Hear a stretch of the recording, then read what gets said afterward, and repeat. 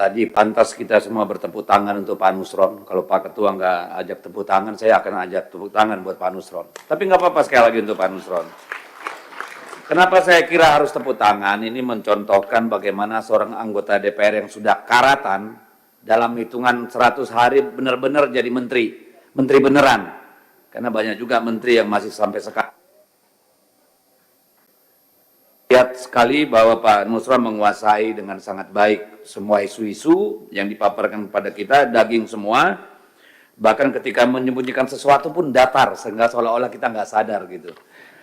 Untuk itu, saya terima kasih Pak Nusron, banyak hal yang sudah disampaikan.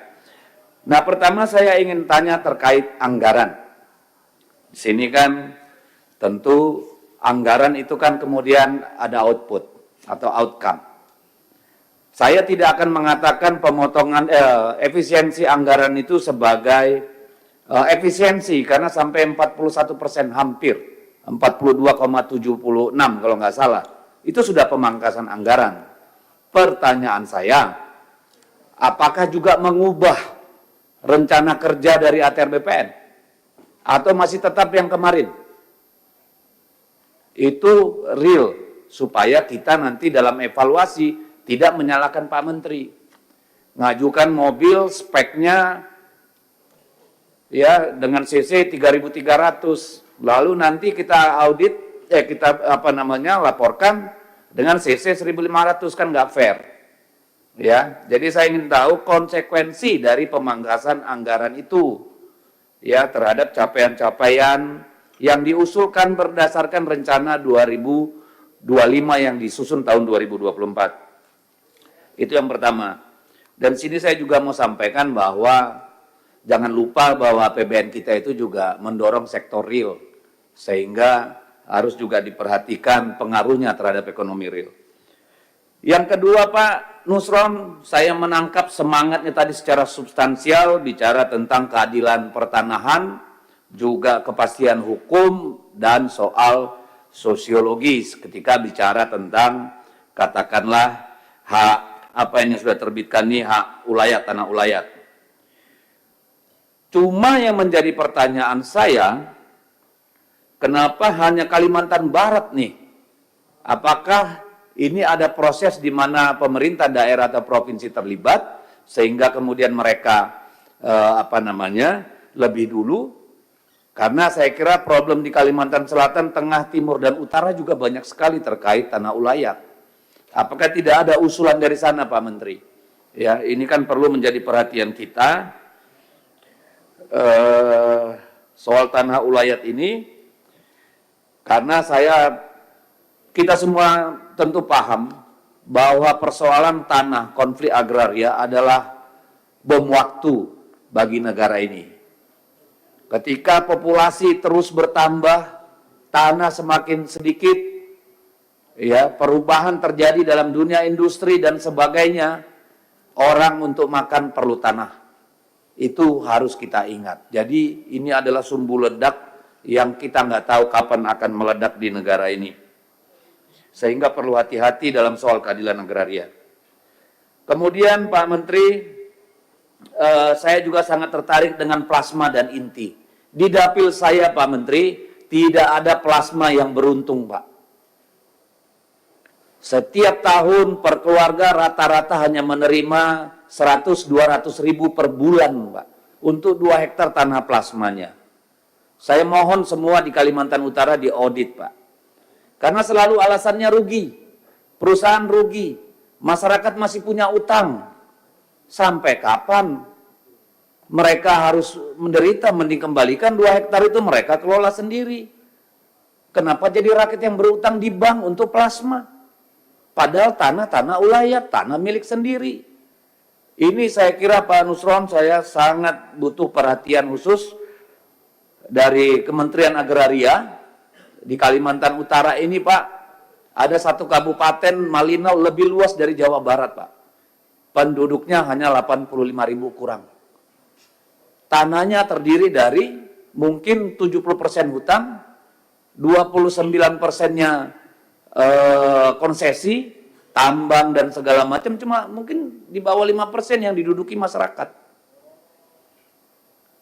Padahal di sana, di Kalimantan Utara ini, ada PSN yang besar sekali, Pak. Yang pasti orang kampung, masyarakat adat nggak akan bisa berpartisipasi kecuali menjadi security atau cleaning service, Pak. Saya mohon ada keadilan untuk rakyat di sana. Dan saya lapor juga, Pak Menteri, sahabat saya ini, belum ada kantor wilayah, Pak, di Kalimantan Utara, Pak. Padahal Papua itu saya lihat ada beberapa sudah, padahal lebih dulu Kalimantan Utara dimekarkan, tapi nggak ada kantor BPN wilayahnya. Jadi kalau ada pembagian sertifikat, itu mungkin 80% diambil sama Kaltim, Pak. Kaltaranya nggak kebagian. Ya, itu problem. Lalu kemudian ini terkait, tadi Bapak menyinggung, ada kerjasama sekarang tambahan Kementerian Transmigrasi, Pak. Mohon perhatiannya, Pak, untuk Kalimantan Utara, ya, supaya kalau ada di sana program transmigrasi, mohon disampaikan, bukan kewenangan Pak Nusron. Saya berharap itu 60-40, Pak. Ya, either masyarakat setempat 60, 40-nya masyarakat transmigrasi. Jangan sampai ada ketidakadilan yang nanti tahun-tahun mendatang bisa memicu konflik. Ini harus kita perhatikan. Yang keenam, terkait Satgas Kelapa Sawit, Pak. Pertanyaan cepat, Pak Nusron. Apakah di dalamnya ada Kementerian Keuangan, Pak? Ada, baik.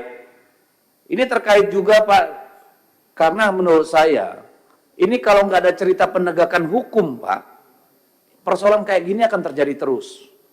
Saya mohon diaudit, Pak, dan negara menghitung. Apakah sudah bayar pajak dengan benar juga ini? Jangan cuma haknya untuk mendapatkan sertifikat, kewajibannya pada negara bagaimana selama ini? Termasuk saya mohon, Pak, semua HGU, kelapa sawit, HTI, dan sebagainya, apakah sudah dipetakan dengan benar?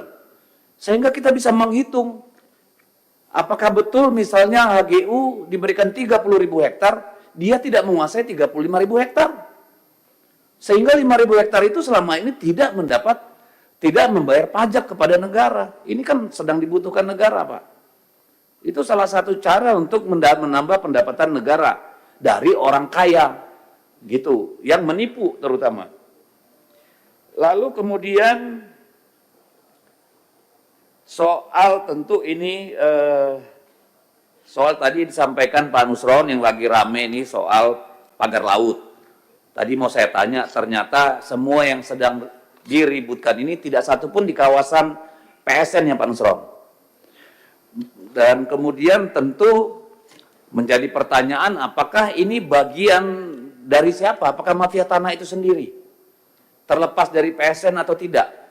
Mungkin Pak Nusron tidak perlu sampai ke sana, tapi saya mau mempertanyakan Pak Nusron. Di sini kan disebut ada pembatalan hak HGB dan hak milik, tapi tidak disebutkan luasnya berapa Pak Nusron. Hanya disebutkan ada 50 total bidang. Tapi berapa luas itu Pak Menteri? Ya, kita pengen tahu itu berapa luas.